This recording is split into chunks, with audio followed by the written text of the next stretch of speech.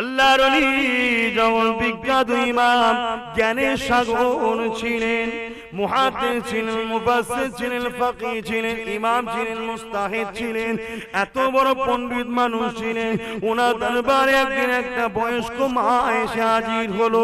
আল্লাহর ওলিকে বলতে লাগলেন, বাবা আল্লাহর ওলি হাসান বসরি রে, আমার একটা যুবতী কন্যা মারা গেছে, আমার ইসলামে এমন কোন নিয়ম আছে কিনা ওই কন্যা সঙ্গে আল্লাহ কি বিচার করলো এটা দেখা যাবে কিনা?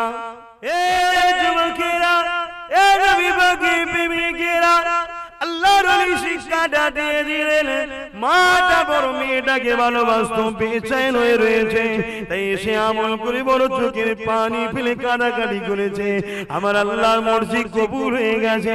যখনই ঘুমিয়ে পড়েছে খবে দেখতে লেগেছে, বিবস্ত্র কালো লিবাসে বিকট চেহারাতে জাহান্নামের আগুনে তার মেয়েটা পড়তে লেগেছে। মেয়েটা মাকে দেখে বলে, মা রে, দুনিয়া জমিনে বেপরদায় থাকার জন্য, ভুল রাস্তায় চলার জন্য, পরপুরুষের কাছে রূপ যৌবন দেখানোর জন্য আজ আমি আযাবের শিকার হয়ে গেছি, আজ আমি ধরা পড়ে গেছি, আজ কঠিন আযাবের মধ্যে আমি চলতে লেগেছি। আর এই অবস্থা দেখে মায়ের ঘুমটা ভেঙে গেল। মা চটপট করে উঠে বসে পড়ল, চোখ দিয়ে পানি বেরোতে লাগলো, মন আর টিকছে না, জান ছিঁড়াছিঁড়ি করছে। কে চায় তার মেয়ে আযাবের মধ্যে থাকবে, মা শান্তিতে থাকবে? এই মা ফজরের আযান দিয়ে দিল, নামাজটা পড়ে নিয়ে বাসরা শহরে দিয়ে রওনা দিল। আল্লাহর ওলির কাছে পৌঁছে গেল।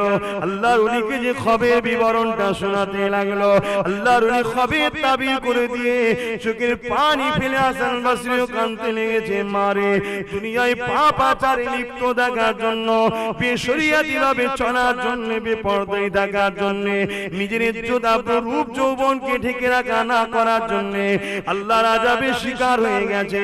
কেননা আজ আল্লাহ জানিয়ে দিয়েছে পর্দা হলো ফরজে আইন। নারীদের আল্লাহ মর্যাদা দিয়েছে, দামি করেছে। দামি হীরাকে ঢেকে যেমন রাখতে হয়, নারী তোমার ইজ্জত আবরুকে ঢেকে রাখো দুনিয়ার নোংরা নজরে ধুলোবালি থেকে বাঁচাবার জন্য। এ মারে, তাই ধরা পড়ে গেছে, শিকারে আযাবে হয়ে গেছে, তাই তার মধ্যে আযাব হতে লেগেছে। মাটা কাঁদতে কাঁদতে দুয়া নিয়ে চলে এলো। আল্লাহর ওলির মনটা বড় খারাপ হয়ে গেল। আল্লাহর ওলি তো যারা পরে দুঃখ দেখে যাদের কষ্ট হয় তারাই তো আল্লাহর ওলি, তাই মনটা খারাপ হয়ে গেল। এমন করে আস্তে আস্তে দিন চলে গেল, রাত এসে গেল। ঈশার নামাজ পড়ে নিয়ে, তাহাজ্জুদের নামাজ পড়ে নিয়ে সুরামাত দোয়া করে শুয়ে রাসূল বলছেন, বন্দুকের গুলি মিস হবে, বাপ মায়ের দোয়া কিন্তু মিস হয় না। জোরে বলুন সুবহানাল্লাহ। আমরা সবাই শুনেছি বাইজিদ আমিন সাহেব, নাম শোনেন? সুলতানুল আরিফিন, হ্যাঁ, মায়ের দোয়াতে হলেন। কি নিয়ামত আল্লাহ করেছে, আমরা সবাই। আরে খোদ নবী আমার সাহাবাদিওকে নিয়ে বসে আছেন। এমন সময় একজন বয়স্ক মহিলা আল্লাহ নবী দরবারে প্রবেশ করতে লাগলো। আল্লাহ নবী ওই বয়স্ক মহিলাকে দেখে উঠে দাঁড়িয়ে পড়ে নিজের গায়ে যে চাদরটা ছিল ওই চাদরটাকে দিয়ে যে জায়গাতে নবী আমার বসেছিলেন ওই জায়গাটা ভালো তারে ছেড়ে দিয়ে ওই চাদরটা বড় সুন্দর করে বিছিয়ে দিয়ে ওই মহিলাটাকে বসতে দিল। সাহাবা হুজুররা বসে বসে দেখে কে নিজেদের মধ্যে আলোচনা করতে লেগেছে। আল্লাহ নবী বয়স্ক মহিলার সঙ্গে দুটো নরম সুরে ছোট ছোট কথা বলে তিনাকে হাদিয়া নজরানা দিয়ে আদবের সঙ্গে বিদায় দিলেন। তিনি চলে যাওয়ার পরে আল্লাহ নবী সাহাবাদেরকে লক্ষ্য করে বলে, এ বাবা সাহাবারা, তোমরা মনে করছো ইনিকে? কেননা আমার আম্মা আমেনা তো ইন্তেকাল হয়ে গেছে। ইনি কে বাবা সাহাবারা? ইনি হলেন আমার কুতুমা হযরতে হালিমা। দুধ মাকে যদি এত সম্মান, এত স্নেহ, এত ভালোবাসে, মুহাম্মদ রাসূলের জন্য হালিমা হয়েছে, ঠিক না বেঠিক? তাকেও যদি এত মানুষ, কেন রাসূল হলেন মডেল, নবীকে দেখে বিসিবি শিখবে, ঠিক না বেঠিক? নবী যা করবে পৃথিবী তাই করবে, এটা যে মডেল। কোরআনের প্র্যাকটিক্যাল হলো রাসূল, তাই তিনি শিক্ষা দিচ্ছে তার উম্মতকে, দেখ আমি যদি আমার দুধ মাকে এত ভালোবাসি, তোরা তোদের মাকে তাহলে কেমন ভালোবাসতে হবে। আল্লাহ নবী এটাই বলে দিলেন, এ বাবা সাহাবারা, আমার আম্মা আমিনা যদি বেঁচে থাকতেন আর আমি মুহাম্মদ যদি নামাজে দাঁড়াতাম, আমার মা যদি আমাকে ডাকতো বাবা মুহাম্মদ, আমি নামাজটা ছেড়ে দিয়ে আমার মায়ের ডাকে সাড়া দিতাম। এই মায়ের মর্যাদাটা কে দিয়েছে? জোরে বলো আল্লাহ। নামাজটা কার জন্য? আল্লাহর, ওটাও আল্লাহর খুশি, এটাও আল্লাহর খুশি। কিন্তু মাকে আল্লাহ কত মর্যাদা দিয়েছে দেখো। হে ছেলেরা, তোর মা ডাকলে একদম দেরি করবি না, সঙ্গে সঙ্গে সাড়া দে। কিন্তু আমরা দিই দুবার ডাকলে আবার বিরক্ত হয়ে যায়, সারাদিন কানে শুনতে পাওনি, বয়স হচ্ছে তো কানে কালা হয়ে যাচ্ছে না, মা কিছু বলবে না, ভেতরটা জ্বলবে। আর এই যে উহ যদি একবার ভেতর থেকে বেরিয়ে যায়, ব্যাস তুমি হাজি হও আর যেই হও গেলে, তোমার জন্য জাহান্নাম। এ ছেলেরা, রক্তের গরম দুনিয়াবি জিন্দেগিতে আরির বাজারি থাকলে ঠুকোঠুকি হয়ে যায়। একসাথে চলতে গেলে ভালোবাসা যেখানে থাকে, কথা কাটাকাটিও সেখানে থাকে। অনেকে ভালোবেসে বলে ফেলে, মায়ের সঙ্গে জোর দেখিয়ে ফেলে। বাবারা, কখনো কখনো মায়ের পা ধরে ক্ষমা চেয়ে নিও। মা জানাওয়া জানা, ইচ্ছা ও ইচ্ছা, যদি কোনো কথাতে তুমি ব্যথা পেয়ে যাও, মা আল্লাহর রাস্তায় তুমি আমাকে ক্ষমা করে দিও। কেননা মা, তুমি যদি নারাজ হয়ে যাও, আমার আল্লাহ আমার উপরে নারাজ হয়ে যাবে, আমি জাহান্নামী হয়ে যাব। মারে দুনিয়ার আগুনে যদি তোমার বাচ্চা পড়ে, তুমি কি সহ্য করতে পারবে? না, কোনো মা পারবে না। যতই আঘাত দিয়া দেখ না কেন, মায়ের দিল কখনো ছেলের কষ্ট দেখে থাকতে পারে না। যখন তুমি এইভাবে বলবে, তোমার মায়ের চোখ দিয়ে পানি বেরিয়ে যাবে। তোমার মা যখন আসমানের দিকে আঁচল তুলে বলতে লাগবে, আল্লাহ আমি আমার বাচ্চাকে ক্ষমা করে দিলাম, তুমিও আমার বাচ্চাকে ক্ষমা করে দাও।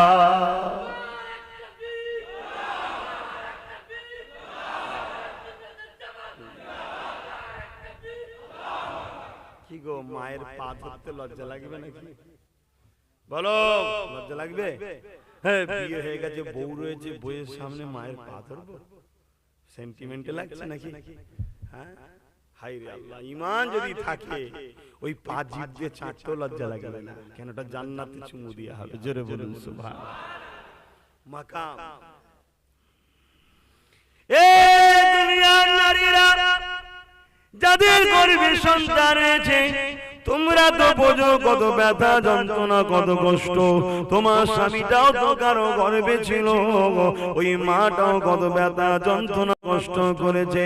তোমার বাচ্চার উপরে তোমার যেমন দয়া ময়া আছে, তোমার বাচ্চার উপরে তোমার যেমন স্নেহ মমতা রয়েছে, তোমার বাচ্চার জন্য তুমি যেমন কষ্ট করেছো, খেটেছো, লালন পালন করছো, বড় করছো, তোমার যে স্বামী তাকেও তো তার মা কষ্টই করেছে, লালন পালন করেছে। পৃথিবীতে কখনো কি মনে করেছো রাত্রে কখনো কখনো একা থাকবে, বালিশে মাথাটা দিয়ে এমন করে চিন্তা করে দেখবে, আমি কার পেটের মধ্যে ছিলাম? ছোট্ট একটা জায়গা, যে জায়গাতে আমি যখন লড়তাম আমার মায়ের পেটে লাগতো, আমি যখন হাত চালাতাম আমার মায়ের পেটে লাগতো, আমি যখন পা চালাতাম আমার মায়ের পেটে লাগতো। যেটাকে দুনিয়ার মানুষ বলে ব্যথা উঠেছে, ব্যথা উঠেছে। ওই ব্যথা উঠলে মা কষ্ট পায়, কিন্তু মা নিশ্চিন্তায় থাকে আমার বাচ্চা ঠিক আছে তাই লড়ন চরণ করছে।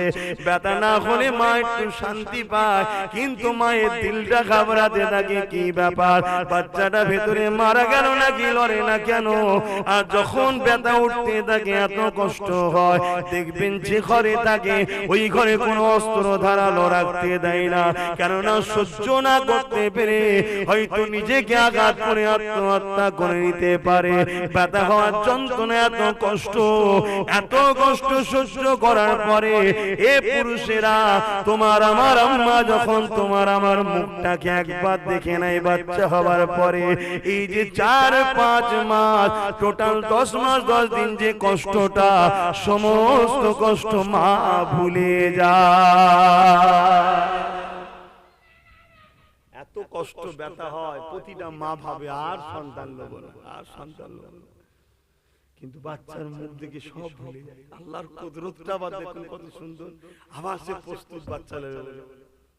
এটাই তো খোদার কুদরত, এত মায়া জালে জড়িয়ে যায় বাচ্চা। এ ছেলেরা, আজ সেই রবিউল ভাই মাকে হারিয়ে ফেলেছে। এখানে অনেকে বসে আছে, আমরাও মাকে হারিয়ে ফেলেছি। আরে যাদের মা আছে, আল্লাহ পাকের শুকরিয়া আদায় করো। নামাজ পড়ে কেঁদে কেঁদে দোয়া চাও, আল্লাহ আমার মাই বাপের হায়াত দারাজ করুন, এই নিয়ামতটা কেড়ে নেবেন না, এই নিয়ামতটা আরো কিছুদিন রাখুন। মনে রেখে দেবে, তুমি দুনিয়া যেখানেই থাকো না কেন, তুমি বেডান্ডা হয়ে ঘুরে বেড়াতে পারো, তুমি বেখেয়ালে দুনিয়াদারি করতে পারো, তোমার পিছনে কিন্তু একটা দোয়া ঢাল হয়ে দাঁড়িয়ে আছে। তুমি বুঝতে পারছো না, তোমার পরিদা কদমে কদমে তোমার দুশমন তোমার ক্ষতি করতে চাইছে, তুমি কিন্তু কিছুই বুঝতে পারো না। কেন বুঝবে কি করে? তোমার দুদিকে দুটো দোয়া তোমাকে ঢাল হিসাবে গার্ড করে রেখেছে। একটা হলো তোমার মায়ের দোয়া, আর একটা হলো তোমার বাপের দোয়া। তাই তো আল্লাহকে বলি, আল্লাহ তুমি আমার হায়াত কেটে আমার মা বাপকে দাও, তাদেরকে বাঁচিয়ে রাখো। আমার দুটোই আছে, আল্লাহ তাদেরকে আমার হায়াত কেটে বাঁচিয়ে রাখো। বলুন আমিন। কেন আমার কম দুশমন নেই বাপ, তথাপি আমি ঘুরে বেড়াচ্ছি বিন্দাস, কোনো টেনশন নেই আমার। কেন আমি জানি আমার দুটো দোয়া দুদিক থেকে আসছে, তারা সবসময় আমার জন্য কাঁদছে। আমি বাইরে বেরোলেই তারা সবসময় টেনশনে আছে, আল্লাহ কি হবে, আল্লাহ কি হবে, ওই যে আল্লাহ কি হবে কি হবে, ওইটাই আমার জন্য ঢাল হচ্ছে। যাদের চলে গেছে তারা কি নিয়ামত হারিয়ে ফেলেছে, আর যাদের আছে তারা যতদিন আল্লাহ রেখেছে তাদেরকে ভালোবাসো, পিয়ার করো, তাদের কাছ থেকে দোয়া লাও। কারবার, রুজি, ব্যবসা, দুনিয়া আখিরাতে সব দোয়া লাও তাদের কাছ থেকে। আমি বলছি না যে তুমি আল্লাহর ওলি ছেড়ে দাও, এটা আমার বলছি না। একদল লোক আবার আছে মা বাপ ধরাতে গিয়ে আল্লাহর ওলি ছাড়া আবার লাইন করে, ওটা আবার ভুল। আল্লাহর ওয়ালা আল্লাহ ওয়ালার জায়গায় আছে, তার মাকাম তার জায়গায়, ঠিক না বেঠিক? আমরা স্কুলে যাই না শিখতে, সেটা আলাদা জায়গা। সেখানে আমার শিক্ষক আছে, শিক্ষকের মর্যাদা আছে, কিন্তু পাশাপাশি এটাও আমাদের একটা জায়গা, মা বাপের সেবা। এই যুবকেরা, এসেছি আপনাদের পীরের আওলাদ, আপনাদেরই সন্তান, আপনাদেরই ভাই বলে দিয়ে যায়। আরে কখনো মনে করে দেখেছো কি, মায়ের পেট থেকে দুনিয়া আসলাম, ছোট্ট বাচ্চা তুমি আমি, কি বিমার হয়েছে কাঁদে, দুনিয়ার কেউ বুঝতে পারে না, কিন্তু তোমার মা তোমার ইশারাটাকে বুঝতে পারে। শিশুবেলা থেকে মা প্রতিটা মুহূর্ত বাচ্চার বুঝতে পারে বাচ্চা কি সমস্যা হচ্ছে।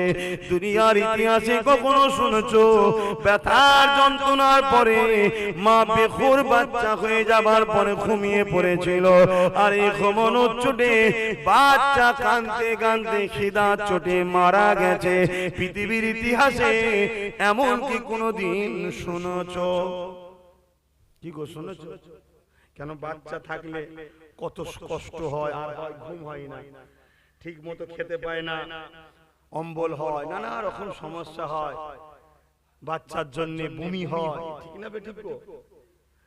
তাহলে বাচ্চা হয়ে যাওয়ার পরে শরীরটা হালকা হয়ে গেল। তো কোনোদিন শুনেছো যে তারপরে মা এত ঘুমিয়েছে বেঘরে? স্বাভাবিক আমরা এক দুদিন যদি ঘুম ঠিক হবে না হয়, তারপরে ঘুমালার হুঁশ থাকে, পাশে বাজ পড়লেও শুনতে পাই না কি? তাহলে সেই জায়গায় কোনোদিন শুনেছো এরকম খবর যে ওই মা বেঘরে ঘুমানোর জন্য তার বাচ্চা দুধের জন্য খিদে লেগেছিল, কাঁদছিল, আর মায়ের খেয়ালই না, আর বাচ্চা খিদা চোটে মারা গেছে? শুনেছেন? একটু উসপাস করে উঠলেই অমনি উঠে পড়ে। আহা, কি নিয়ামত আল্লাহ করেছে। হ্যাঁ, আমরা হয়তো তাদের গুরুত্ব ঠিকভাবে দিতে পারি না। আর দুনিয়া এখন ফিতনায় ভরা, সমাজে যা হয় সেটা দেখে দেখে আমরা শিখি, তাই বলি দুনিয়া কাউকে ফলো করো না, তোমরা ফলো আমার রাসূলকে করো। জোরে বলুন সুবহানাল্লাহ। রাসূল ছাড়া কাউকে ফলো করো না, মানে সব ধোঁকা, এ সব ধোঁকা ভণ্ডমি ছাড়া আর কিছু না। একমাত্র মডেল আমাদের জন্য মুস্তাফা জানে রহমত। জোরে বলুন সুবহানাল্লাহ। কোনদিন শুনেছেন আমরা ঘুমের ঘরে বেঘর যখন ঘুমোই, অনেক মানুষ আছে মুখি খুলে মাথাতে চলে যায়, কোনো হুঁশি থাকে না। অনেক মানুষ আছে খাট থেকে গড়াতে গড়াতে নিচেই পড়ে যায়। অনেক মানুষ আছে হয়তো মাথা এইদিকে দিয়েছিল, ঘুমের ঘরে এইদিকে হয়ে গেছে, কি পা বুকের উপরে কারো তুলে দিয়ে শুয়ে আছে। কোনদিন শুনেছেন কোন মায়ের হাত কোন বাচ্চার নাকে পড়ে গেছে? ছোট্ট ছোট্ট নাক, ছোট্ট ছোট্ট ছিদ্র, সে লড়াবার মতো ক্ষমতাও নেই তার, হয়তো ঘুমের ঘরে পড়ে গেছে, নিঃশ্বাস নিতে পারে না, মরে গেছে। এরকম কোনদিন শুনেছেন? আহা, আল্লাহ কতটা আমাদেরকে ভালোবাসে, আল্লাহ তো প্রশংসা করে শেষ করা যাবে না। আল্লাহ মাকেও কত নিয়ামত করেছে। আজকে সামনে সানি যখন মাকে নিয়ে একটু মায়ের কথা বলবো, তাই তো নাকি বিষয়টার উপর আলোচনা করি। এ যুবকেরা, তরুণেরা, এ আমার বোনের একদিন তোমরাও মা হবে, এ যুবকেরা একদিন তোমরাও বাপ হবে। দুনিয়ার বুকে যখন কোন ছেলে তার বাপকে বলে তুমি বেশি বোঝো নাকি, তখন ওই বাপটার বুকে কি কষ্ট হয় তুমি কোনোদিন বুঝতে পারবে না। যেদিন তোমার ছেলে তোমাকে বলবে তুমি বেশি বোঝো নাকি, সেদিন তুমি বুঝতে পারবে কি কষ্ট হয়। যদি দুনিয়ার জমিনে কোন ছেলে তার মাকে আঘাত দেয়, ওই কষ্টটা মায়ের এত লাগে কোনদিন কেউ বুঝতে পারবে না। বাবারা শুনে রেখে দাও, যখন তোমার আমার বিমার হয়েছে ছোটবেলায়, একটা স্ত্রীর কাছে সব থেকে আপন হলো তার স্বামী, সব থেকে পেয়ারা হলো তার স্বামী, সব থেকে মহব্বতের জিনিস হলো তার স্বামী। আজ দুনিয়ায় হয় কি জানি না, কিন্তু ইতিহাস বলছে এটা ইসলামের শিক্ষা। একটা নারীর কাছে সব থেকে আদর্শ হলো তার, সুন্দর হলো তার স্বামী, কিন্তু এই মাটা ভুলে যায় যখন তার বাচ্চা বিমারে পড়ে। রাত তখন 12টা বাজে, আষাঢ় মাস বা বৈশাখ মাসে কাল বৈশাখী ঝড় চলছে, তুফান হচ্ছে, বাজ পড়ছে, পানি হচ্ছে। রাত 12টা বাজে, বাচ্চার জ্বর 102-3 হয়ে গেছে, জ্বর কমছে না, খেঁচে এসে গেছে। মা দিশেহারা হয়ে যে স্বামীকে বলে কই গো যান না একবার ডাক্তার বাবুটাকে ডেকে নিয়ে আসেন না। কিন্তু মায়ের একবারও মনে নাই যে আমার স্বামীটাই বিপদে যাবে, কোথায় ঝড়ে মারা যাবে, কোথায় বাদ পড়ে যাবে, কোথায় কি ক্ষতি হয়ে যাবে, সব ভুলে যায়। তোমার আমার জন্য মা তার সব থেকে প্রিয় জিনিসটাকে ও কুরবানি করতে রাজি হয়। আহা কি নিয়ামত, আল্লাহু আকবার। কিন্তু আমরা পারি না সেই মা বাপকে সেইভাবে সম্মান গুরুত্ব দিতে। দুনিয়ার ধোঁকায়, দুনিয়ার লোভ লালসায়, নানা রকম। তারপরে মানুষ এখন দুর্বল। আগেকার মানুষ ছিল শক্তিশালী, কন্ট্রোল করার সব ক্ষমতা ছিল। এখন মানুষ দুর্বল, একটু কিছু হলেই সঙ্গে সঙ্গে একদম হাজার স্পিডে মাথা গরম হয়। কেন? এগুলো শরীর দুর্বলের জন্য হয়। মানুষ যত কমজোর হয়, মানুষের শরীর যত প্রোটিন কমে যায়, মানুষের শরীর দুর্বল যত হয়, মানুষ তত রাগকে কন্ট্রোল করতে পারে না, একটু দিয়ে চট করে খেপে যায়। আর যখন মানুষ শক্তিশালী হয়, ওই রাগটাকে তখন সে দমন করার মতো ক্ষমতা রাখে। এখন সব ভেজাল, যা খাবেন সব বিষ, যা খাবেন। তারপরে বাড়তি আমরা বিষ দিই, জর্দা দিই, গুটকা দিই, আরো কি কমলে সব আছে, সেগুলো বাড়তি আবার বিষ দিচ্ছি। শরীর পুরো শেষ। সব কিছু ট্রিটমেন্ট আমাদের কাছে আছে, আছে না নাই? হ্যাঁ, মুস্তাফা জানে রহমতের গোলামদের কাছে সব ট্রিটমেন্ট থাকে। এই বিষয়ে একটা ছোট্ট কথা বলি। আমার রাসূলের পাক সাল্লাল্লাহু আলাইহি ওয়াসাল্লাম বসে আছেন, এমন সময় একদল লোক এসে বলছে, হুজুর আমার একটা উট ছিল, তার ব্রেনে মনে হয় ডিফেক্ট হয়ে গেছে, লোককে ধরে ধরে কামড়াচ্ছে। তো বাকি সাহাবারা সব বসে আছে, সব ইসলাম কবুল করেছে, তো বসে আছে। সে তারা ভাবছে ওর উট কামড়াচ্ছে, তো পশু ডাক্তারের কাছে যাবে, ডাক্তারের কাছে যাবে যে ট্রিটমেন্টের ওষুধ নিয়ে আসবে। রাসূলের কাছে এসেছে কেন? আল্লাহর নবী বলল, কই গো বাবা, চলো তো যে দেখি কি সমস্যা হয়েছে। সাহাবারা বলছেন, হুজুর ওটা তো ডাক্তারের ব্যাপার। আল্লাহ রাসূল বলছেন, বাবা আমাকে আল্লাহ পাক সব নিয়ামত দিয়ে ভরে দিয়েছে। জোরে বলুন সুবহানাল্লাহ। আমরা তো আলেমরা হলো সেই রাসূলের ইলমের ওয়ারিস, সমস্ত বিষয়টাকেও আল্লাহ কম বেশি আমাদের কাছে, যারা রাসূলের ওয়ারিস তাদেরকে আল্লাহ দেয়। বলুন ইনশাআল্লাহ। তো রাসূল গেলেন, যে দেখছেন সাহাবারা ওই উটটা অন্য অন্য লোকদের ঘরে তেড়ে তেড়ে কামড়াতে যাচ্ছে, ধরছে, আর রাসূল পিছন থেকে দেখছে। ও যখন হঠাৎ করে ওই দিক থেকে মুখটা ঘুরিয়েছে, আমার রাসূলকে দেখতে পেয়ে গেছে, ছুটে এসে আমার নবীর কাছে পা নত করে মাথায় হাত করে বসে গেছে। আল্লাহ রাসূল তার ওই মাথায় এখানে ঝুঁটির মতো থাকে, ওটাকে ধরলেন, ধরে হালকা করলেন, উঠে দাঁড়ালো। রাসূল তার কানে কানে কি বললেন, বলে একটু মাথায় হাত বুলালো, ও ভালো হয়ে গেল। জোরে বলুন সুবহানাল্লাহ। আহা, আল্লাহ আমার রাসূলকে কি মর্যাদা দিয়েছে। আর আমার রাসূলকে একটা পাগল হয়ে যাওয়া উটও চেনে, আর আমরা সুস্থ মানুষ এখন রাসূল চিনতে পারছি না। হায় রে কপাল। আর সেই রাসূল পাক সাল্লাল্লাহু আলাইহি ওয়াসাল্লাম যারা চেনে তারাই মাকে ভালোবাসে। জোরে বলুন সুবহানাল্লাহ। যাদের দিলে রাসূল নাই তারা মা বাপকে ভালোবাসে না, তাদের কাছে মা বাপের ইজ্জত নাই। কেন রাসূল বলেছে, যারা মা বাপকে কষ্ট দেয় তারা আমি রাসূল আমার কেউ নয়। জোরে বলুন নাউজুবিল্লাহ। যে রাসূলের হবে না সে তো আল্লাহরও হবে না। এই বিষয়ে হযরত আবু হুরায়রা রাদিয়াল্লাহু তাআলা থেকে একটা রায়াত রয়েছে, আমরা সবাই জানি হযরত আবু হুরায়রা এমন করে আমার রাসূল পাকের কাছে আসলেন, আল্লাহ নবীকে নবী বলে, আল্লাহকে আল্লাহ বলে, ঈমানের নূরে কালেমা পড়ে মুসলমান হয়ে যায়। হযরত আবু হুরায়রা আমার নবী পাকের কাছে বসে থাকে, আল্লাহ নবী শিক্ষায় শিক্ষিত হতে লেগেছে। একদিন যায়, দুদিন যায়, 3 দিন যায়, মা দেখতে লেগেছে আবু হুরায়রা কোথায় যেন চলে যায়। বেশ কিছুক্ষণ পরে পরে আসে, তাই একদিন জিজ্ঞাসা করেছে, এ বাবা আবু হুরায়রা, তুমি কোথায় কোথায় মাঝে মাঝে গায়েব হয়ে যাও বাবা, রোজ যাও, বেশ সময় পরে আবার আসো। আবু হুরায়রা বলতে লেগেছে, আমি বড় চিন্তায় পড়ে গেলাম, যদি আমি আমার মাকে বলে দিই আমি মুহাম্মদ রাসূলকে নবী বলে, আল্লাহকে আল্লাহ বলে, ঈমানের নূরে কলেমা পড়ে শান্তি ধর্ম ইসলামে প্রবেশ করেছি, আমার মা তাহলে আমার উপরে লেগে যেতে পারে। কিন্তু আবার চিন্তা করতে লাগলাম, আল্লাহ নবী শিক্ষা দিয়েছে বাবা আবু হুরায়রা কোনোদিন মিথ্যা কথা বলবে না। কেন? মিথ্যা কথা হলো গুনার মা। মিথ্যা কথা কি? যেমন বাপ মায়ের একটা মর্যাদা আছে সবথেকে উপরে, ঠিক গুনার সবথেকে উপরে হচ্ছে মিথ্যা কথা, গুনার মা। আর আমরা মিথ্যা কথা আল্লাহ করে বলিনি, এমন লোক পাওয়াই যাবে না। আহা, তাওবা তাওবা, আস্তাগফিরুল্লাহ। আল্লাহ আমাকে আমাদের সবাইকে হিদায়াত করুক, বলুন আমিন। মিথ্যা কথা বলবেন না।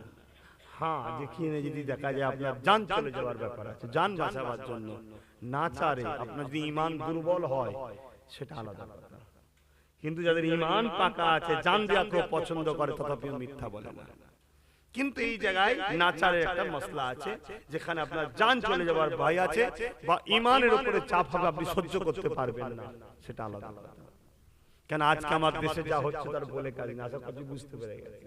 কোথায় ধরে এখন কি বলতে যে পিড়িবে কোনো ঠিক নেই। ঈমান চলে যাওয়ার ভয় হয়, তখন দেখা যাবে আল্লাহর কিরে বলছে এই মুসলমানই নয়, এদিকে আল্লাহর কিরে খাচ্ছে, আবার ওর হুঁশি নাই, মানে কসম খেয়ে খেয়ে এমন অভ্যেস হয়ে গেছে। যখনই বলে যায় তুই মুসলমান নাকি, দেখছি মেরে ফেলবে, বলছে আল্লাহর কিরে বলছে এই মুসলমান নাই, ও আল্লাহর কিরে বলে ফেলে তোর হুঁশি, মানে কসম খাওয়া অভ্যস্ত। মৃত্যু সবার হবে, আল্লাহ আমাদেরকে বুঝার তৌফিক দিক, ঈমান নিয়ে যাওয়ার চেষ্টা করুন, আল্লাহ পাক যেন কবুল করে, বলুন আমিন। আমার আলোচনা আপনাদের অসুবিধা হচ্ছে না তো? আহারা বাপিরা নওজওয়ানেরা আসুন এদিকে যাই, তার আগে একটু আবু হুরায়রা হুজুরের কথাটা ক্লিয়ার করি।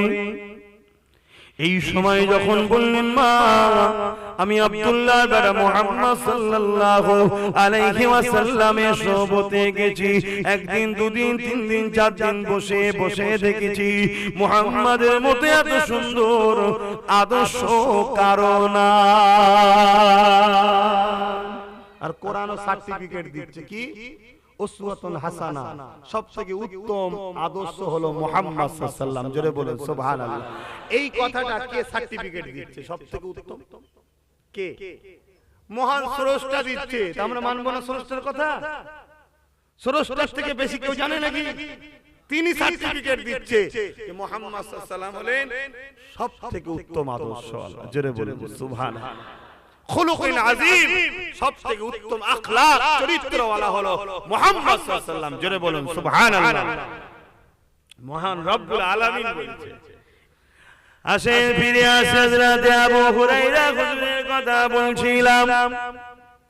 মাকে যখন এইভাবে বললেন, মা তখন গিলাল যে বলতে লাগলো, এ আবু হুরায়রা খবরদার বাবা, দ্বিতীয়বার তোমার মুখে জানো আর মুহাম্মাদের কথা না শুনি। কেননা মুহাম্মদ বলেছে আল্লাহ হলো একজন, আমরা যে 360টা পাথরের খোদা তৈরি করেছি ওইগুলো নাকি মাবুদ নয়। সমস্যাটা পুরো বুঝতে পেরেছেন? ভুলটাকে ভুল বলেছে মুহাম্মদ খারাপ। আজকেও সেই নবীর গোলাম যদি আমি বলি এটা ভুল, আমি খারাপ, আর ভুলটাকে যদি বলি ঠিক, এইটাই ঠিক আছে। সমস্যাই যে অন্য কিছু নয়, নাজে পাপ পল্লী তুলছে। হযরত আবু হুরায়রা হুজুর বুঝাতে লেগেছে, মা বলো তো দেখি, আমি ধরুন কিছু তৈরি করলাম, সেইটার খালেক তো আমি, সেটা সৃষ্টিকর্তা তো আমি, তাহলে আমার আবার সে মালিক হয় কি করে? শুনছেন ভাই, সে আবার আমার মালিক হয় কি করে? মুহাম্মদ সাল্লাল্লাহু আলাইহি ওয়াসাল্লাম তো সেই মালিকের কথা বলে। মানে তৎকালীন সময় আবু জেল, উতবা, সাইবা সব লিডারদের নেতৃত্বে পাথরকে কাটিং করে বিভিন্ন ধারণা দিয়ে সব নকল খোদা তৈরি করা হয়েছিল। ডিজাইন দেখতে বিভিন্ন কোয়ালিটির করেছিল, করে সেগুলো সব উপাসনা করত, তার ইবাদত করত। তখন বলেছিল যে এগুলো তো এরগুলো মুহাম্মদ সাল্লাল্লাহু আলাইহি ওয়াসাল্লাম বলেছে এগুলো তোমাদের রব নয়, তোমাদের রব মালিক একজন, তাকে কেউ দেখেনি, তিনি কেমন দেখতে কেউ জানে না। দেখেছেন কেউ? এইগুলো কেন? এ আবু হুরায়রা, আমাদের পূর্বপুরুষ করে আসছে। তখন আবু হুরায়রা হুজুর বলছেন, কেন? মুহাম্মদ সাল্লাল্লাহু আলাইহি ওয়াসাল্লাম তো বলেছেন আমাদের পূর্বপুরুষের আগে একজন নবী এসেছিলেন 500 বছর আগে, ঈসা আলাইহিস সালাম, তিনিও তো সেই এক রবের উপাসনা করেছিলেন। জোরে বলুন সুবহানাল্লাহ। তিনি চলে যাবার পরে এই 500 বছরের মধ্যে মানুষ সব অন্ধকারে পড়ে গিয়ে এগুলো সব তৈরি করেছে। না হয় তার আগে আমরা তো ইব্রাহিম আলাইহিস সালামের দিনের উপরে ছিলাম। ইব্রাহিম নবীও তো এক আল্লাহর দাসত্ব করেছিলেন। জোরে বলুন সুবহানাল্লাহ। ইব্রাহিম নবীর বাচ্চা ইসমাঈল আলাইহিস সালাম, ইসহাক আলাইহিস সালাম, তিনারাও তো এক আল্লাহর দাসত্ব করেছে। মা রেগে যে বলছে ওসব কথা নয়, খবরদার মুহাম্মাদের কাছে আর যাবে না। আবু হুরায়রা হুজুর বলছেন, আমার মনের মধ্যে বড় কষ্ট হতে লাগলো, কেন আমার রাসূল বলেছেন খবরদার মাকে কোন রকম আঘাত দিও না। আমি কোন দিকে যাই চিন্তায় পড়লাম। তা আমি একদিন চুপি চুপি আমার রাসূলের কাছে গেলাম, গিয়ে বললাম, হুজুর এই ব্যাপার আমার মা বলেছে, আরেকটা কথা বলেছিল যে তুমি মুহাম্মদ রাসূলের কাছে যাও তাহলে তুমি আমাকে আর পাবে না, যদি আমায় চাও মুহাম্মদ রাসূলকে ছাড়তে হবে। এত বড় কথা বলে ফেলেছে। হুজুর আমি তো আপনাকে ছাড়া বাঁচতে পারবো না, কেন আপনি আমাকে অন্ধকার থেকে আলোর রাস্তা দেখিয়েছেন, সভ্যতার রাস্তা দেখিয়েছেন, সবচেয়ে বড় কথা আমাকে যিনি সৃষ্টি করেছে সেই খালিককে চিনতে পেরেছি আপনার কদমে এসে। জোরে বলুন সুবহানাল্লাহ। না আমরা তার সঙ্গে শিরক করতাম, তাকে কষ্ট দিতাম, তাকে আঘাত দিতাম, তার নাফরমানি করতাম, তার জায়গায় নকল মাবুদের উপাসনা করেছি, এত বড় জুলমে আযীম আমরা করেছি। অথচ তিনি খাওয়াচ্ছে, পড়াচ্ছে, বাঁচিয়ে রেখেছে, নিঃশ্বাস দিচ্ছে। এই যে করোনা চলে গেল বাবা, অক্সিজেনের জন্য মানুষ ছুটছে, ইদর উদর অক্সিজেন পাওয়া যাচ্ছে না। 2 টাকার মাল 100 টাকা, কি হয়ে গেছে না? 100 টাকার মাল 1000 টাকা। দুদিনের অক্সিজেনের হসপিটালের রেট কত? 50,000, 60,000, বিভিন্ন জায়গায় বিভিন্ন রকম। বাপ রে বাপ, আমার আল্লাহ এখনো দেখুন আব্বাস সিদ্দিক অক্সিজেন টানছে ফ্রি। কি আপনারা ফ্রিতে তো টানছেন না? কে দিয়েছে গুলো? অতএব হুজুর আপনার ওসিলায় কি সব পেয়েছি, শিখেছি, সেই আল্লাহর নাফরমানি করে বেড়াচ্ছিলাম। আজকে আপনি বলেছেন আবার মাকে আঘাত দিও না, তো আমরা কি করব? আল্লাহ রাসূল শুনে বলছে, আবু হুরায়রা, তুমি কি তোমার মায়ের বিচার দিচ্ছ নাকি আমার কাছে? হুজুর না, কেন আপনি বলেছেন মায়ের ইজ্জত আবরু, খবরদার বাবা বাইরের কাউকে শোনাওনি, মা যেমনই হোক তোমার। কি গো তোমরা বলো নাকি বাইরে গিয়ে মায়ের কথা, বাপের কথা, যে আমার বাপ এরম বদমাইশি করে, আমার মাই করে, বলো নাকি? খবরদার, এটা নিজের পরিবারের ইজ্জত, নিজের মায়ের ইজ্জত, খবরদার বাইরে যে গল্প করতে নাই। যেমনই হোক, কানা হোক, খোড়া হোক, যাই হোক, মা মা বাপ ব্যাস। তো সেই জায়গায় হুজুর আমি বিচার দিতে আসি না। আমার বিশ্বাস আপনি রহমাতুল লিল আলামিন, আপনি হাত উঠালে আমার মাও আপনার দিকে চলে আসবে, আমার আল্লাহর দিকে চলে আসবে। তাহলে মা বাবা একসাথে আসবে, আমাদের আর অসুবিধা হবে না। জোরে বলুন সুবহানাল্লাহ। আমার মাও জান্নাতে যাবে, ছেলে হয়ে মাকে জান্নাতে দেখতে চায়। তাহলে ছেলে হয়ে মাকে জান্নাতে দেখতে চাই, এটা আবু হুরায়রা হুজুরের সুন্নাত। আমরা কি চাই না মা জান্নাতে যাক? এটা আবু হুরায়রা হুজুরের সুন্নাত। আবু হুরায়রা হুজুর দোয়া চেয়েছে। আজও যে ছেলে আল্লাহর ওলিদের কাছে বলে, হুজুর দোয়া করেন আমার মা যেন পর্দা করে, নামাজ পড়ে, রোজা রাখে, আল্লাহ ওয়ালা হয়ে জান্নাতে যায়, তারা আবু হুরায়রা হুজুরের সুন্নাত পালন করে। জোরে বলুন সুবহানাল্লাহ। আল্লাহর নবীর কাছে যে বললেন, হুজুর আপনি একটু দোয়া করেন। আল্লাহর নবীর আবু হুরায়রার এই কথা শুনে চোখ দিয়ে পানি এসে গেল। কত সুন্দর কথা, খুশি হয়ে গেলেন নবী, আবু হুরায়রার উপরে খুশি হয়ে গেলেন। খুশি হয়ে যে হাত তুলছে, চোখ ভরা পানি নিয়ে, আর আবু হুরায়রা কিন্তু ছুটছে কোথায়? ঘরের দিকে। পাড়ার লোকের আবু হুরায়রা খুব শান্ত ছিলেন, মানে জাহিলিয়াতের যুগের মানুষ হলো খুব শান্ত ছিলেন, খুব ভদ্র নম্র ছিলেন। তাই সবাই অবাক হয়ে গেছে, আবু হুরায়রা আজকে ছুটছে কেন, কি ব্যাপার? তো হুজুর ছুটছেন, ঘরের দরজার গোড়ায় আঘাত দিয়েছে। কে? মা, আমি আবু হুরায়রা। অন্যদিন কিন্তু আবু হুরায়রার ডাকে সাড়া দিলে মা কর্কশ ভাষায় কথা বলতো, কারণ জাহিলিয়াত যুগের অভ্যাস ছিল। কিন্তু আজকের দিনে মা বলছে, বাবা একটু ওয়েট কর, আমি গোসল করছি, নতুন কাপড় পরছি, রেডি হয়ে গেছি, তোর মুহাম্মাদের কাছে যাব। জোরে বলুন সুবহানাল্লাহ। আরো জোরে বলুন। আবু হুরায়রার ঘরে যেতে দেরি হয়েছে, আমার রাসূলুল্লাহ দোয়া কবুল হতে দেরি হয়নি। জোরে বলুন সুবহানাল্লাহ। তোমরাও মায়েদের জন্য দোয়া করবে, আল্লাহ ওয়ালাদের কাছে যাবে, সেখানে গিয়ে দোয়া চাইবে মা বাপের জন্য, আর নিজেরাও সিজদায় পড়ে নামাজের মুসল্লায় বসে মা বাপের জন্য দোয়া চাইবে, আল্লাহ আমার মাকে জান্নাতি করে, আমার বাপকে জান্নাতি করে, দোয়া চাইবে। আহারে চলে আসেন এবারে যাদের মা বাপ চলে গেছে তারা কি করবে? কেননা সময়টা দিয়ে খেয়াল করে ওই দিকার বলার সময় হলো না। এবারে যাদের বাপ মা দুনিয়ায় থেকে চলে গেছে, এখন ছেলের মনে অনুতপ্ত হয়েছে, আহারে হয়তো মাকে কষ্ট দিয়ে ফেলেছিলাম, হয়তো বাপকে কষ্ট দিয়ে ফেলেছিলাম, হয়তো কিছু বলে ফেলেছিলাম, যার জন্য আমার মা হয়তো নারাজ হয়ে গেছে, আমার বাপ হয়তো নারাজ হয়ে গেছে। দুনিয়ায় থাকলে নাই পাটা ধরে একটু ক্ষমা চেয়ে করে নিতাম, কিন্তু এখন তো আর দুনিয়ায় নাই। কবরের কাছে গিয়ে মা বলে ডাকলে তো আর সাড়া দেবে না, কবরের কাছে আব্বা বলে ডাকলে তো আর সাড়া দেবে না, তাহলে আমাদের কি হবে উপায়? এই যুবকেরা, ইসলাম এমন একটা ধর্ম যেখানে সমস্ত সমস্যা সমাধান আছে, সমস্ত প্রশ্নের উত্তর আছে। আল্লাহ নবী জানিয়ে দিলেন, বাবারা চিন্তা করো না বাবা, আমার আল্লাহ চায় সমস্ত বান্দা বান্দি যাতে জান্নাতি হয়, তাই তিনি সমস্ত রাস্তা খুলে রেখে দিয়েছে। যদিও কোনো ছেলে মেয়ে আমল করে ভুল বুঝে বা রাগ কন্ট্রোল না করতে পেরে যদি এমন কোনো কথাও বলে ফেলে, যদি মা বাপ কষ্ট পেয়ে যায়, আর যদি বাপ মা চলেও যায়, তাদের জন্য রাস্তা খোলা আছে। আল্লাহ নবী জানিয়ে দিলেন, মান যারা কবর আবাওয়াইহি আও আহাদুহুমা ফি কুল্লি জুমাতিন গাফারাল্লাহু কুতিবা বাররা। বাপ মা উভয়ে অথবা একজন, যে হোক একজন চলে গেছে, বা উভয়ের কবরটা যে ছেলেটা জুম্মা দিনে জিয়ারত করবে, দোয়া চাইবে, আল্লাহ ওই ছেলেকে বাপ মার খেদমতগার ছেলে বলে কবুল করে ওর জাহান্নামের আগুন থেকে নাজাত দিয়ে দেয়।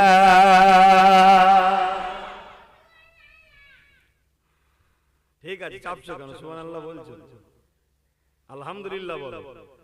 এই জন্য বাচ্চাদের ঘরে মসজিদে নিয়ে যাবে, বাচ্চাদের ঘরে জলসাই নিয়ে আসবেন, বাচ্চাদের ঘরে সাথে সাথে সব নিয়ে যাবেন মসজিদে, মেলায় নিয়ে যাচ্ছে ছেলেরা বাচ্চাদের ঘরে, গানে নিয়ে যাচ্ছে, বাজারে নিয়ে যাচ্ছে, মসজিদে নিয়ে যাবে, সবাই বাচ্চাদের ঘরে মসজিদে নিয়ে যাবে, নিজে ছেড়ে দেবে মসজিদের পিছনে কাতারে চিল্লা মারপিট করুক, হুড়োহুড়ি করুক, যা খুশি করুক, কোনো গুনাহ নেই। বাচ্চারা হলো বেগুনাহ। এই যে আসা যাওয়া থাকবে, আসা যাওয়া থাকবে, আসা যাওয়া থাকবে, আসা যাওয়া থাকবে, আসা যাওয়া থাকবে, যখন ও সাবালক হয়ে যাবে তোমায় নিয়ে যেতে হবে না, এমনি যাবে। বলুন সুবহানাল্লাহ। তাহলে আমি কি কথা বলতে গিয়ে এইদিকে চলে গেলাম যে রাসূল বললেন বাপ মার উভয়ের অথবা একজনের কবর জুম্মার দিনে যে ছেলেটা জিয়ারত করবে আল্লাহ তার কপালে জান্নাত লিখে দেবে, বাপ মার খিদমতগার ছেলে লিখে দেবে। জোরে বলুন সুবহানাল্লাহ। আল্লাহ নবী বসে আছে এমন সময় এক যুবক ছেলে নবী পাকের দরবারে আসলো, চোখ ভরা পানি নিয়ে কাঁদতে কাঁদতে আসলো। আল্লাহ নবী জিজ্ঞাসা করে বাবা ছেলে কেন কাঁদো? ইয়া রাসূলুল্লাহ হাবিবাল্লাহ আমার আব্বা জান ইন্তেকাল হয়ে গেছে।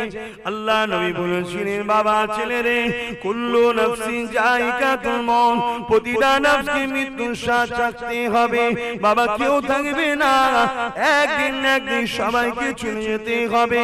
তবে বাবা ছেলে তোমার আব্বার জন্য যে কাজগুলো ওগুলো কি করেছো বাবা? হুজুর কি কাজ? আল্লাহ নবী বলেছিলেন বাবা ছেলে রে তোমার আব্বার জন্য কি তুমি জানাজা আদায় করেছো?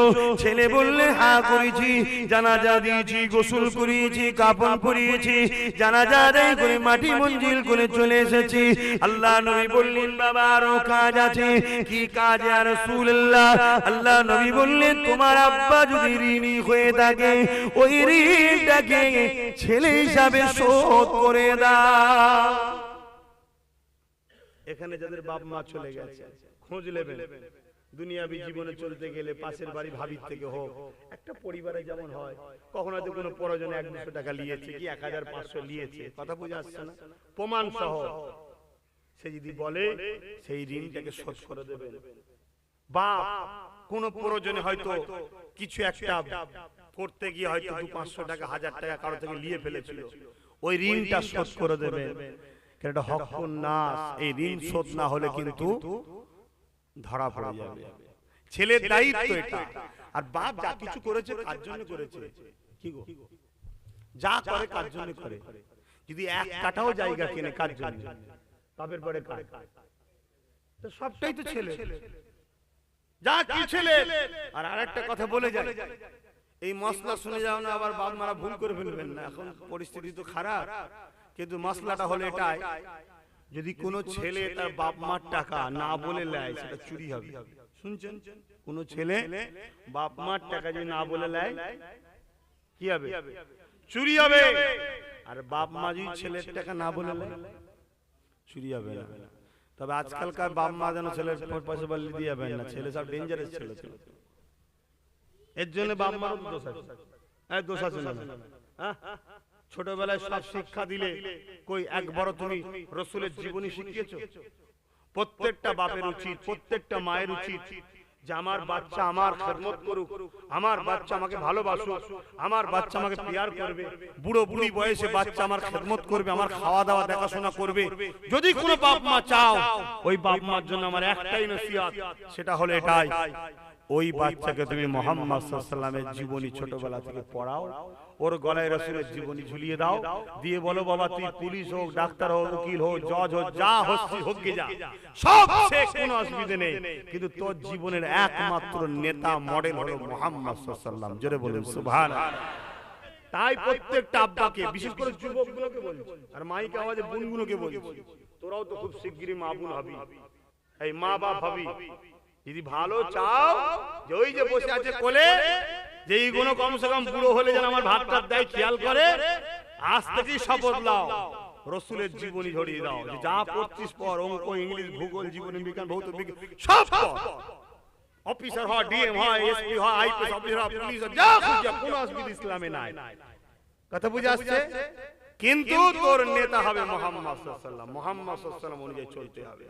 আর মুহাম্মদ সাল্লাল্লাহু আলাইহি ওয়াসাল্লাম অনুযায়ী যদি একটা ডাক্তার হয়, ও কোনোদিন মরাকে রেখে পয়সা নেবে না। এই কথা বুঝছেন না? বোঝেন না? ওষুধ দিলে কাজ মিটিয়ে যাবে, বলছে অপারেশন করতে হবে, তার মানে কি 70,000 পেয়ে যাবে। এরকম ধোঁকাবাজি করবে না। মুহাম্মদ সাল্লাল্লাহু আলাইহি ওয়াসাল্লাম যদি গোলাম হয় কখনো মিথ্যাকে সাপোর্ট করতে পারবে না।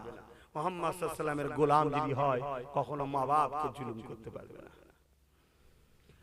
আসেন এই বিষয়ে আর একটা কথা বলি।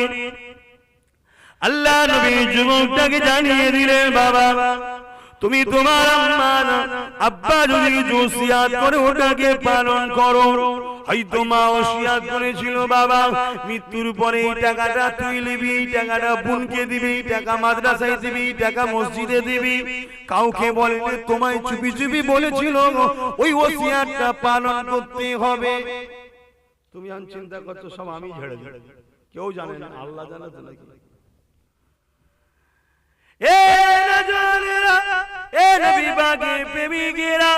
আল্লাহ নবী আরো জানিয়ে দিলেন, তোমার মা বাপ ইন্তেকালের পরে তুমি সবরে সানি করো, দান খায়রাত করো, কলমা খানি করো। যেটা আজকে রবিউল ভাই করতে লেগেছে এটা ইনার মন করা নয়, এটা আল্লাহ নবী ঘোষণা করে গেছে। তাই যুগে যুগে যুগে 1450-1500 বছর পরে আজ আপনাদের গুমোডাঙ্গা গ্রামে আমার রবিউল ভাইয়ের আম্মা ইন্তেকালের পরে সেই সিলসিলা চলতে লেগেছে। আমরা এখানে বসে আছি কেন? আমাদের মাই মুরব্বিদের জন্য দোয়া চাওয়া হবে, এই সিলসিলা চলে আসতে লেগেছে। এই কথা যখনই বলল সাহাবা হুজুরটা জিজ্ঞাসা করলেন, ইয়া রাসূলুল্লাহ হাবিবাল্লাহ, তাদের জন্য দান খায়রাত করে কি হবে? তাদের জন্য সবরে সানি করে কি হবে? তাদের জন্য দোয়া চেয়ে কি হবে? তাদের জন্য কলমা খানি করে কি হবে? তারা তো ইন্তেকাল করেছে। আল্লাহ নবী বললেন, ইন্তেকাল মানে স্থান পরিবর্তন করা। জিসম থেকে রূহটা বেরিয়ে চলে যায়, এই জিসমটা নষ্ট হয়ে যায়, রূহের কখনো নষ্ট হয় না। বাবারে এই রূহ দ্বারা আবার মহান স্রষ্টা আবার সৃষ্টি করবে। সুম্মা নুফিকা উখরা ফাইযা হুম কিয়ামুন ইয়ানজিরুন, যেদিন সিংহাতে আবার ফু দেওয়া হবে, নাগল দিলে যেমন জমিন থেকে আলু ওঠে, ওইভাবে জমিন থেকে মানুষ উঠে দাঁড়াতে থাকবে। এই দিনটা হবে বিচারের দিন। বিশ্বাস করেন তো নাকি যে আবার মানুষ উঠবে, মৃত্যুর পরে আবার তাকে তোলা হবে? বিশ্বাস করেন? আচ্ছা কিছুই ছিল না, আল্লাহ যদি এই ডিজাইন আব্বাসকে বানাতে পারে, এই ডিজাইনটাই আবার কবরে গেল, হাড় হাড্ডি রয়ে গেছে, হয়তো পাপী হওয়ার জন্য গোশত টোস্ট পুরি, কিন্তু আল্লাহ ওয়ালা হলে কিচ্ছু হবে না, একদম সলিড থাকবে। জোরে বলুন সুবহানাল্লাহ। কথা বুঝে আসছে না? কিন্তু রূহটা তো রয়েছে। যে আল্লাহ কিছু ছিল না সৃষ্টি করতে পারবে, সেই আল্লাহ রূহ থেকে আবার তুলতে পারবে না? খালেকের উপরে ঈমান রাখো, স্রষ্টার উপরে ঈমান রাখো, স্রষ্টার উপরে এই বিশ্বাস রাখো, তিনি সেই ক্ষমতার অধিকারী। জোরে বলুন সুবহানাল্লাহ। তিনি তুলবে, সেদিন হিসাব নেবে। ওই বিষয় বলতে গেলে অন্যদিকে চলে যাও। আমি যে কথা বলছিলাম, বাবা সবরে সানি করো। তাদের যখন তোমরা দোয়া করো, সবরে সানি করো, কলমা খানি করো, এইগুলোকে রহমতের ফেরেশতা দিয়ে আল্লাহ জান্নাতি খানচাই সাজিয়ে তোমাদের মাই মুরব্বিদের রুহে রুহে রুহে রুহে এই সওয়াবটুকু আল্লাহ বখশে দেয়। জোরে বলুন সুবহানাল্লাহ। আজকে আমরা যারা হাত তুলবো, আমাদের মাই মুরব্বিদের রুহে রুহে সওয়াব যাবে। জোরে বলুন সুবহানাল্লাহ। প্রত্যেকটা ঈমানদার পৃথিবীতে, সারা পৃথিবীতে সমস্ত মুমিন মুমিনাদের জন্য দোয়া চাওয়া হয় না? হয় না? সেখানে থাকুক চাই, তার পরিবারে কেউ থাকুক চাই না থাকুক, আমরা রয়েছি তাদের জন্য, ঠিক না বেটি? ঈমানের সম্পর্ক সামান পৃথিবীর মুমিন মুমিনা ভাই বোন, আকে আপরে আত্মীয় স্বজন, ঠিক না বেটি? তাহলে সেই সূত্রে পৃথিবীর প্রত্যেকটা ঈমানদারের রুহে রুহে সওয়াব আজকে যাবে। জোরে বলুন সুবহানাল্লাহ। প্রতিটা মুহূর্তে কেউ না কেউ দোয়া চাইছে। ঈমান নিয়ে যদি কবরে যায়, প্রত্যেকটার কবরে রুহে রুহে সওয়াব যাবে। জোরে বলুন সুবহানাল্লাহ। তো সেই জায়গায় তখন ওই মুর্দাদের রুহে সওয়াব যে আস্তে আস্তে আযাব যদি হয়েও থাকে, আল্লাহ মাফ করে দেয়। জোরে বলুন সুবহানাল্লাহ।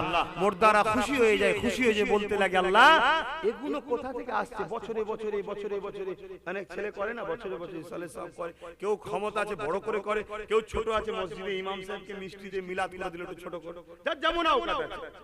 যার আল্লাহ বড় দিয়েছে বড় করে করছে, খানা করে, যার কম আছে যে কম করে করে, কিন্তু মিলাদ করবে মাই মুরব্বিদের। জুম্মার দিনে হলো দুটো মিষ্টি কিনে ইমাম সাহেবকে 200-500 টাকা দিলে ইমাম সাহেব একটু দোয়া করে দেবেন, দিয়ে মিষ্টিটা মুসল্লিদেরকে খাইয়ে দিলেন, হয়ে গেল। ওটাও দোয়া, ওটাও সবরে সানি। কিন্তু রবিউল ভাই আমাকে ভালোবাসে, নিয়ে এসেছে, একটু বড় করে করছে, সেটাও দোয়া। যার যেমন আল্লাহ আওকাত দিয়েছে, কিন্তু করবেন, ভুলে যাবেন না তাদের ঘরে তারা থাকলে একটা কিছু না কিছু খরচ তো ছিল, কি গো, কিছু না কিছু খরচ তো ছিল। আজকে তাদের কবরে কবরে সওয়াবটা যাবে। আহা, চলতে গিয়ে কিছু ভুল করে ফেলে, আল্লাহ এই সওয়াবের ওসিলায় আস্তে আস্তে তাদেরকে maaf করে দেয়, নাজাত দিয়ে দেয়। জোরে বলুন সুবহানাল্লাহ। তখন তারা খুশি হয়ে যে বলে, আল্লাহ এগুলো আসছে কোথা থেকে? তখন রবিউলের আম্মা, আমাদের মাইমুরব্বি যারা চলে গেছে, বলুন তারা যখন আল্লাহ পাক বলবে, হে আমার বান্দা বান্দিরে, তোদের ছেলে বলে মাইমুরব্বিরা ছিল, তারা তোদের জন্য সবরে সানি করেছে, দুয়ার মাহফিল করেছে, কলমা খানি করেছে, আমি আল্লাহ ওগুলোকে ফেলে দিইনি। নামাজি মুসল্লিদের খাইয়েছে, আমার সৃষ্টি হিসাবে মানুষ জাতিকে খাইয়েছে, এতিম গরিবকে কাপড় দিতে খাইয়েছে, আমি ওই সওয়াবগুলো নিয়ে সব তোদের রুহে রুয়ে রুয়ে দিয়েছি, এর বিনিময়ে তোদের কবরে আযাবকে maaf করে দিয়েছি। তখন মুর্দারা খুশি হয়ে বলবে, আল্লাহ আমরা তাদেরকে কি দেব? সবকিছুর বিনিময় আছে, আমরা কি দেব? আমাদের তো কিছুই নেই। আল্লাহ বলবে, তোমরাও দোয়া করো, ওই রুহানি দোয়া মুর্দাদের আমাদের কপালে আসে। জোরে বলুন সুবহানাল্লাহ। আজকে আমরা যদি প্রত্যেকে মা বাপের কবরের সামনে দাঁড়াই জুম্মার দিনে, তাদের দোয়াটা আমরা পাবো। জোরে বলুন সুবহানাল্লাহ। এ বিষয়ে আর একটা কথা বলি। হযরত হাসান বসরি বলে একজন জগৎ বিখ্যাত ইমাম ছিলেন, নাম শুনেছেন? কি গো, শুনেছেন? হযরত হাসান বসরি নাম শুনেছেন? কোথায়? সে বসরা শহরে বাড়ি, এখানে না? এ যুবকেরা, আল্লাহর ওলি জগৎ বিখ্যাত ইমাম, জ্ঞানের সাগর ছিলেন, মুহাদ্দিস ছিলেন, মুফাসসির ছিলেন, ফাকিহ ছিলেন, ইমাম ছিলেন, মুজতাহিদ ছিলেন, এত বড় পণ্ডিত মানুষ ছিলেন। ওনার দরবারে একদিন একটা বয়স্ক মা এসে হাজির হলো। আল্লাহর ওলিকে বলতে লাগলেন, বাবা আল্লাহর ওলি হাসান বসরি রে, আমার একটা যুবতী কন্যা মারা গেছে, আমার ইসলামে এমন কোন নিয়ম আছে কিনা, ওই কন্যা সঙ্গে আল্লাহ কি বিচার করলো এটা দেখা যাবে কিনা? মনে চাই না যে আহারে কি হালে আছে কবরে? এরকম কোন সিস্টেম আছে? আল্লাহর ওলি বলেন, হ্যাঁ আছে, কাসকুল কবুর, এটা সবক আছে। এটাকে আপনি আমল করুন, তাহাজ্জুদ পড়ে ইবাদত করুন, আমল করুন, আল্লাহ চাইলে দেখাতে পারে। কে চাইলে? আল্লাহর বিনা হুকুম ছাড়া হয় না। জাদু আর কারামতির মধ্যে এইটাই পার্থক্য। জাদু সে চেষ্টা করলে করতে পারে, আর কারামতি সে জানে না, আল্লাহর পক্ষ থেকে হয়ে যায়। জোরে বলুন সুবহানাল্লাহ।